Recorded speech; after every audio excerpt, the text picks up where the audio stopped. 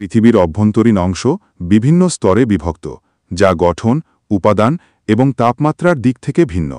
পৃথিবীর গঠন, structure of the আর্থ। পৃথিবী মূলত তিনটি প্রধান স্তরে বিভক্ত: ভূত্বক, গুরুমণ্ডল এবং কেন্দ্রমণ্ডল।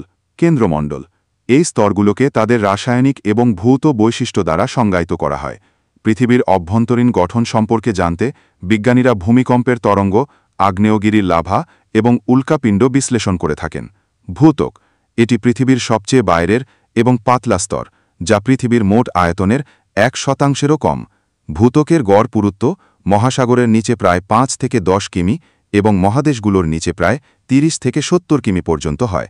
মহাদেশীয় ভূত্বক, এটি প্রধানত গ্রানাইট শিলা দ্বারা গঠিত এবং সিলিকা এবং অ্যালুমিনিয়াম এর মতো হালকা উপাদানে সমৃদ্ধ, তাই এই স্তরকে সিয়াল বলা হয়। মহাসাগরীয় ভূত্বক, এটি ব্যাসল্ট শিলা দ্বারা গঠিত এবং সিলিকা এবং ম্যাগনেসিয়াম এর মতো ঘন উপাদানে সমৃদ্ধ, তাই এই স্তরকে সীমা বলা হয়। গুরুমণ্ডল, ভূত্বকের নিচে থেকে প্রায় 2900 কিমি গভীর পর্যন্ত বিস্তৃত স্তরটি হল গুরুমণ্ডল। এটি পৃথিবীর মোট আয়তনের প্রায় 84% ধারণ করে। এটিকে দুটি প্রধান ভাগে ভাগ করা হয়। উপরে অবস্থিত স্তরটি হল ঊর্ধ্ব গুরুমণ্ডল, যা কঠিন শিলা দ্বারা গঠিত এবং একটি অর্ধতরল সান্দ্র স্তর রয়েছে, যা অ্যাস্থেনোস্ফিয়ার নামে পরিচিত। এই স্তরের ওপর টেকটনিক প্লেটগুলো ভাসমান অবস্থায় থাকে। অ্যাস্থেনোস্ফিয়ারকে বলা হয়। নিম গুরুমণ্ডল, লোয়ার ম্যান্টাল, এটি প্রচণ্ড চাপ এবং তাপের কারণে কঠিন কিন্তু নমনীয় অবস্থায় থাকে।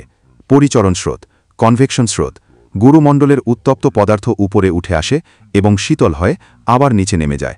এই চক্রাকার স্রোতকে পরিচরণ স্রোত বলে। এই স্রোতের কারণে টেকটনিক প্লেটগুলো গতিশীল হয়। কেন্দ্রমণ্ডল, গুরুমণ্ডলের নিচে এবং পৃথিবীর কেন্দ্রে অবস্থিত স্তরটি সবচেয়ে উষ্ণ এবং ঘন। এর গড় তাপমাত্রা প্রায় 5000 থেকে 6000 ডিগ্রি সেলসিয়াস। কেন্দ্রমণ্ডল দুটি ভাগে বিভক্ত। বহিঃকেন্দ্রমণ্ডল, এটি প্রায় 2260 কিমি পুরো এবং প্রধানত তরল লোহা এবং নিকেল দ্বারা গঠিত।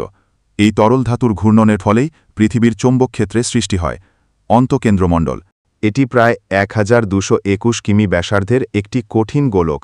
প্রচণ্ড চাপের কারণে এটি কঠিন অবস্থায় থাকে, যদিও এর তাপমাত্রা সূর্যের পৃষ্ঠের তাপমাত্রার সমান। নিফ কেন্দ্রমণ্ডল প্রধানত নিকেল এবং লিহা Fe দ্বারা গঠিত হওয়ায় একে নিফে বলা হয়। পৃথিবীর চৌম্বক ক্ষেত্র, আর্থস বহিঃকেন্দ্রমণ্ডলে থাকা তরল লোহার পরিচলন স্রোত একটি ডায়নামোর মতো কাজ করে, যা বৈদ্যুতিক প্রবাহ এবং ফলস্বরূপ একটি শক্তিশালী চৌম্বক ক্ষেত্র তৈরি করে। এই চৌম্বক ক্ষেত্রটি সূর্য থেকে আসা ক্ষতিকর সৌরবায়ু এবং মহাজাগতিক রশ্মি থেকে পৃথিবীকে রক্ষা করে, যা পৃথিবীতে প্রাণের অস্তিত্বের জন্য অপরিহার্য।